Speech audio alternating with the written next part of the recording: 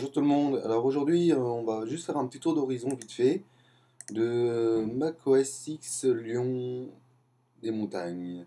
Donc en fait, c'est la 18, on dit plus Mac OS X, maintenant on dit OS X, tout simplement, parce qu'ils ont enlevé la notation, la version, le mot Mac devant. Ça rapproche plus, ça nous dit plus que ça rapproche plus de iOS, de plus en plus. Donc, donc il n'y a pas énormément de nouveautés visuellement en fait. Bon, il y a quelques nouveaux fonds d'écran et surtout, en fait, la grosse nouveauté et surtout vient du centre de notification On- qui va nous permettre, un peu comme si vous utilisez gros le logiciel de notification qui faisait les petites notifications dans la zone ici, ou dans l'écran ou dans le coin que vous choisissez, euh, qui vous disait par exemple, vous avez une notification sur Twitter, vous avez une notification mail, ou ainsi de suite. Bah maintenant, en fait, cette option est intégrée à Mac OS X. OS X, je vais y arriver parce qu'il ne faut plus dire Mac. En fait, comme vous pouvez le voir ici, vous avez les notifications. Vous pouvez choisir le type de notification, donc une bannière, aucune et des alertes. Donc vous pouvez après, par exemple pour Twitter, on peut choisir si on veut pour tout, les mentions, les messages en direct. Et afficher le nombre d'éléments, donc on peut aller jusqu'à 20 éléments dans le centre de notification. Malheureusement, ce qu'on a pu voir sur pas mal de sites, c'est que ce centre de notification ne fonctionne que avec les applications Apple et télécharger celles qui sont téléchargées sur l'App Store. Donc voilà, c'est un peu l'inconvénient qui est, oui. Donc je trouve ça un peu dommage. Donc comme vous pouvez le voir, en fait, il suffit qu'il y avait une nouvelle icône dans le coin, à droite, à côté de Spotlight. Donc quand vous cliquez dessus, vous avez ici les bandeaux de notification. Donc vous permet de tweeter directement. Par exemple, vous appuyez sur le bouton tweet, vous marquez un truc, vous marquez ce que vous voulez, vous pouvez ajouter un emplacement, glisser une photo dessus. Vous pouvez choisir les comptes. Voilà. Et sinon, l'autre nouveauté particulièrement, c'est le Data Keeper. Comme vous pouvez le voir ici, je peux autoriser les applications téléchargées. Donc ici actuellement, c'est que les applications du Mac Store et développeurs identifiés. Bon, actuellement, tous les éditeurs se mettent à être compatibles, donc ils s'identifient tous, donc il n'y a plus vraiment de soucis. Mais c'est un niveau de sécurité assez intéressant, parce que maintenant il est de plus en plus rare de trouver des applications non compatibles.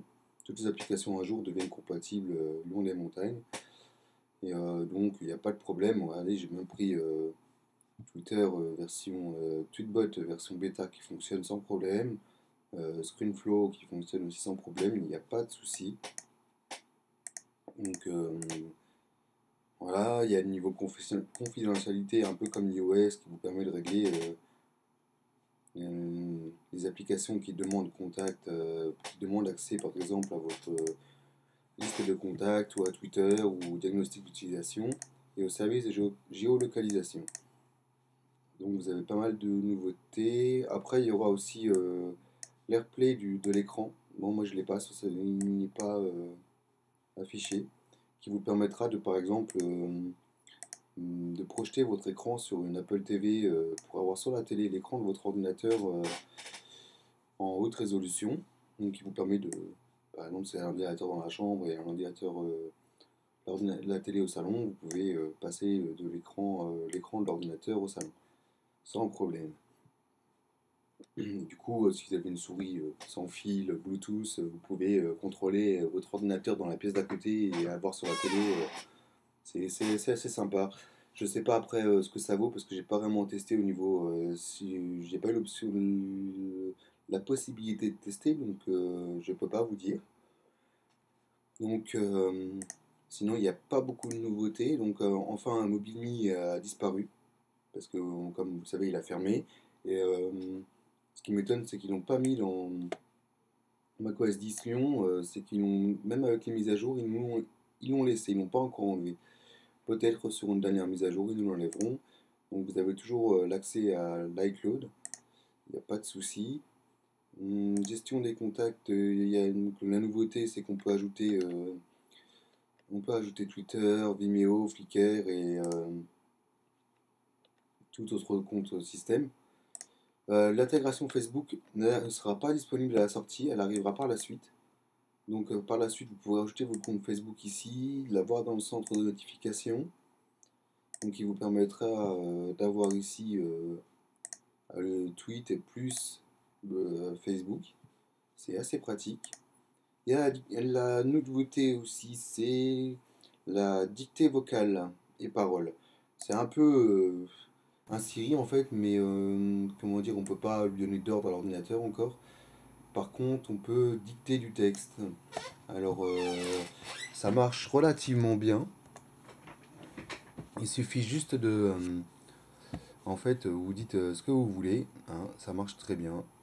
C'est, on va dire que je trouve ça assez, ça peut être sympa pour les personnes qui ont des problèmes de handicap, par exemple moteur, qui peuvent au lieu de cliquer de la souris ou de taper, peuvent dicter leur texte. Donc il suffit d'appuyer dans la zone de texte et d'appuyer deux fois sur la touche FN par défaut.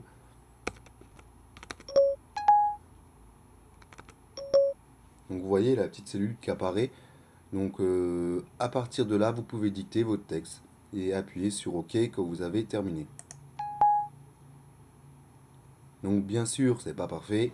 Il y a des petites erreurs, ça dépend si on articule bien ou on parle trop vite ou doucement.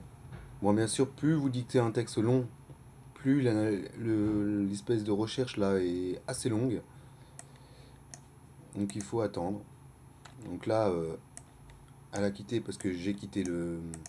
On va faire un petit test. Je fais un petit test de dictée. Voilà, comme vous voyez, le texte a été tapé relativement vite. Donc voilà. Sinon, de quoi je peux vous parler encore hum, Bon, là-dessus, il y a une petite modifications, comme ici, vous avez la case de recherche. Quand vous téléchargez une application sur l'App Store, vous avez la petite barre en bas, plus la taille du téléchargement qui s'affiche. Donc, ce qui est pas mal, c'est la case de recherche un peu, parce qu'elle n'y était pas avant, donc fallait tourner les pages si vous en avez beaucoup, ça devenait un peu fatigant. Et donc voilà, c'est. Mais sinon, dans l'ensemble, ah oui, et les applications sont maintenant entièrement 64 bits. Donc les ordinateurs Apple qui ne sont pas compatibles 64 bits se sont abandonnés, ils ne seront plus compatibles avec cette version de OS X.